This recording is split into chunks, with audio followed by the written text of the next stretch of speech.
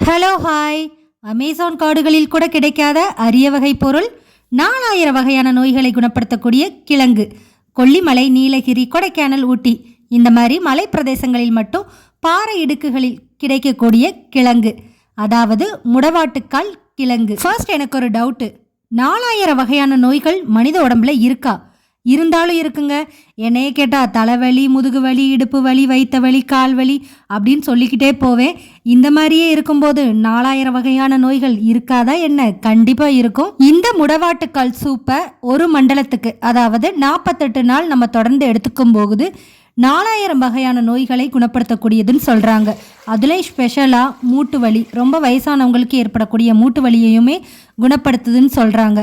இது எப்படின்னா, நானுமே யூடியூப் பார்த்து நிறைய பேர் சொன்னதை வச்சு தான் சொல்கிறேன். நானும் இது ஃபர்ஸ்ட் டைம் தான் ட்ரை பண்ண போகிறேன்.